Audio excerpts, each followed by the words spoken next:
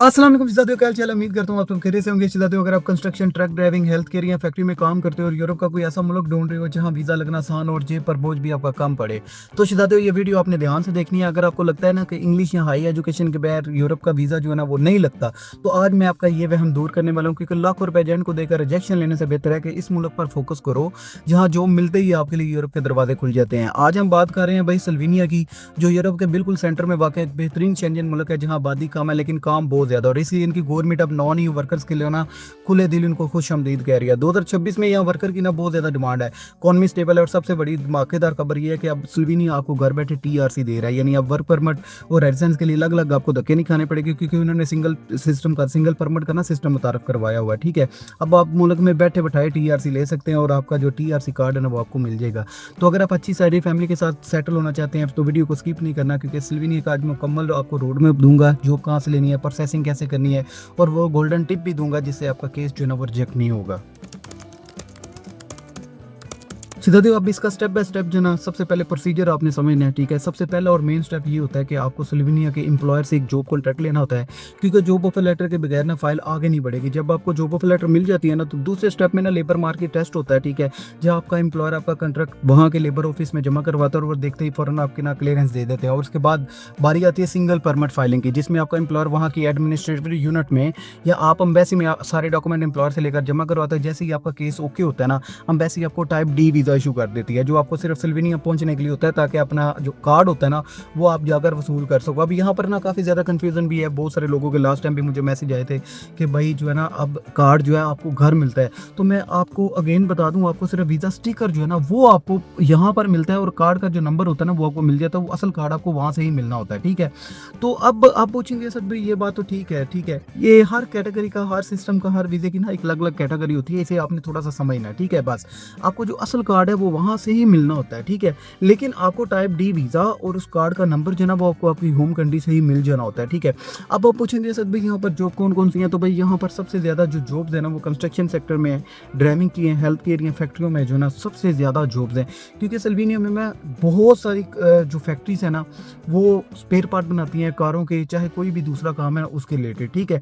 तो अगर आपके पास इन डिमांड का जो मैंने आपको बताई है जॉब्स, इनका एक्सपीरियंस है, तो आपको भाई स्लोवेनिया का ना इजीली वर्क परमिट मिल सकता है। तो इस वक्त ना स्लोवेनिया में काफ़ी ज़्यादा लेबर शॉर्टेज भी चल रही है, और लेबर शॉर्टेज को फिल करने के लिए गवर्नमेंट जो ना काफ़ी ज़्यादा अपने वर्क वीज़ा में चेंजिंग्स भी कर रही है, क्योंकि उन्होंने जो सिंगल परमिट का सिस्टम अपनाया ना वो सबसे आपके लिए ईजी है। अब आप पूछे असद भाई ये बात तो सारी ठीक है, लेकिन हमने जॉब कहाँ से अप्लाई करनी है, तो उनके लिए मैं आपको बता दूं, मैं आपको स्क्रीन पर जो ना लाइव समझाता हूँ कि हमने जॉब किस तरह अप्लाई करनी है, ठीक है, और किस तरह नहीं करनी, ठीक है। और मैं हमेशा एक चीज़ कहता हूँ, जब भी आपने कभी रिस्पॉन्स लेना है ना, तो सबसे पहले आप जब भी किसी जॉब के लिए अप्लाई करते हैं ना, तो सबसे पहले उसकी जॉब डिस्क्रिप्शन को विजिट किया करें, और उस विजिट करने के बाद वहाँ पर देखा करें कि उन्हें किस तरह का बंदा चाहिए और किस तरह का नहीं, ठीक है। और जब भी आपने जॉब अप्लाई करनी है ना, तो आपने एटीएस फ्रेंडली सीवी के साथ अप्लाई करनी है, जिसमें आपका फोटो नहीं लगा होता, आपका लोगो नहीं लगा होता, क्योंकि ये एक मिथ बनी हुई है कि यूरोपास सीवी में अगर यूरोपास लिखा होगा, आपकी फोटो लिखी लगी होगी, तो ही आपको रिस्पॉन्स मिलेगा, और वही जो है ना यूरोपास सीवी होती है। Format same to same Europass CV जैसा होता है, ठीक है, लेकिन उसमें आपकी फोटो नहीं लगी होती, ठीक है, और आपका लोगो नहीं लगा होता। यूरोपास का एक सिंपल फॉर्मेट होता है, क्योंकि एटीएस कभी भी उस चीज़ को डिटेक्ट नहीं करता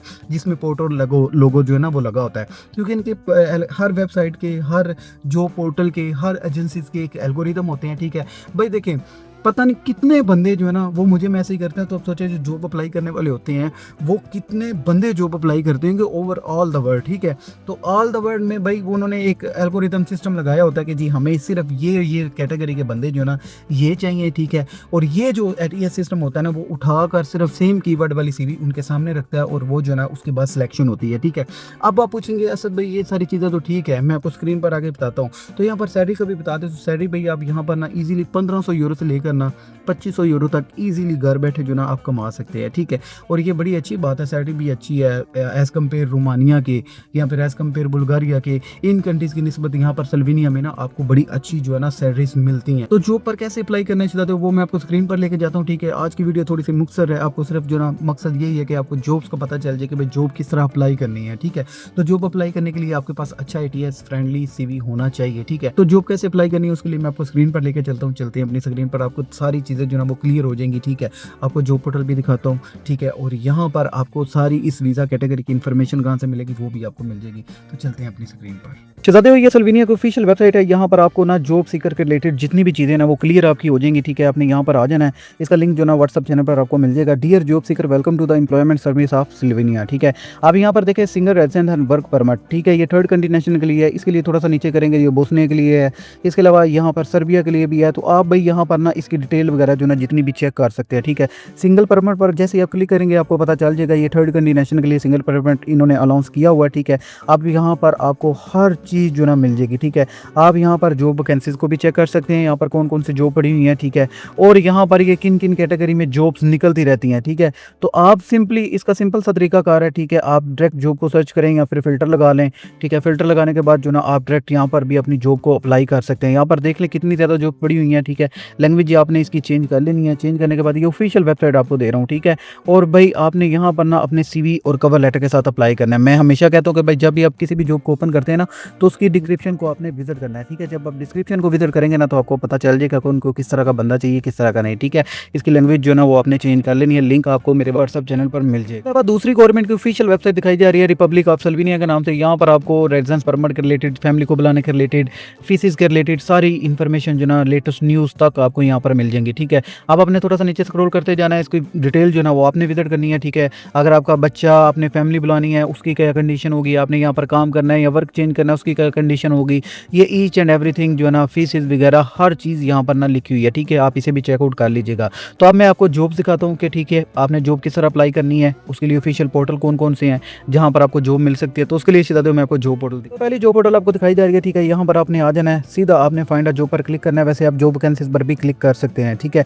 और क्लिक करने के बाद आपके सामने ना इस तरह का इंटरफेस आ जाएगा, ठीक है। अब आपके सामने डिफरेंट कैटेगरी की जॉब जो ना वो शो हो जाएंगी, ठीक है। जैसे कि सेल एंड मार्केटिंग के रिलेटेड है, इसी तरह जो ना लायर के रिलेटेड है, बहुत सारी जॉब्स हैं। आप अपनी कैटेगरी के हिसाब से ना यहाँ पर जो ना क्लिक कर सकते हैं, निकाल सकते हैं अपनी जॉब को, ठीक है। अब यहाँ पर देखें जी कैशियर की जॉब है, ठीक है। आपने यहाँ कैशियर वाले ऑप्शन पर क्लिक करना है। क्लिक करने के बाद आपने सबसे पहले लैंग्वेज जो ना वो चेंज करनी है, ठीक है। अब जी आपने क्या करना है, अब देखें जी यहाँ पर ना ये इसकी एप्लीकेशन डेट कब तक है, 29 आज है, आज ये पब्लिश हुई है, ठीक है। 15/5 को 2026 को ये जो ना ख़त्म होगी, ठीक है। तो सबसे पहले आपने यहाँ पर अपना अकाउंट बनाना है, ठीक है। अकाउंट बनाने के बाद आपने इसकी जॉब डिस्क्रिप्शन जो नीचे आपको दिखाई जा रही है ना, ठीक है, वो नीचे स्क्रॉल हो रही है। यहाँ पर आपने विजिट करना है। विजिट करने के बाद यहाँ पर आपने अपने CV और कवर लेटर के साथ इस जॉब को अप्लाई कर दें। तरह कैरियर जेट के नाम से जॉब पोर्टल आपको दिखाई जा रही है। सीधा यहाँ पर भी आपने आ जाना है। यहाँ पर देख लें कि 9840 जॉब जो ना यहाँ पर पड़ी हुई है, ठीक है। अब आपने क्या करना है कि यहाँ पर आप अपनी CV जो ना वो भी अपलोड कर सकते हो, ठीक है। और जॉब को भी सर्च कर सकते हो। तो जॉब को सर्च करने के लिए आप अपना टाइटल, अपना कीवर्ड, अपना जो भी आपका ऑक्यूपेशन है आप वो सर्च कर सकते हैं। यहाँ पर अपनी जो है ना CV भी अपलोड कर सकते हैं, ठीक है। तो भाई जॉब के लिए आपने यहाँ पर क्लिक करना है। ब्रांच ऑफिस मैनेजर इनको चाहिए, ठीक है। की यूज़र मैनेजर इनको चाहिए, टीचर ऑफ प्रोफेशनल, थ्योरीज के रिलेटेड इनको बंदा चाहिए, ठीक है। डिफरेंट कैटेगरी है, क्लास टीचर इनको चाहिए। यहाँ पर ना टीचरिंग की भी जॉब जो है ना वो बहुत ज़्यादा बड़ी हुई है, ठीक है। अब आपने यहाँ पर भी ना अपनी कैटेगरी के हिसाब से देखें जी सीमेंट प्रोडक्शन प्रोफेसर इनको चाहिए, आपने यहाँ पर क्लिक करना है, ठीक है।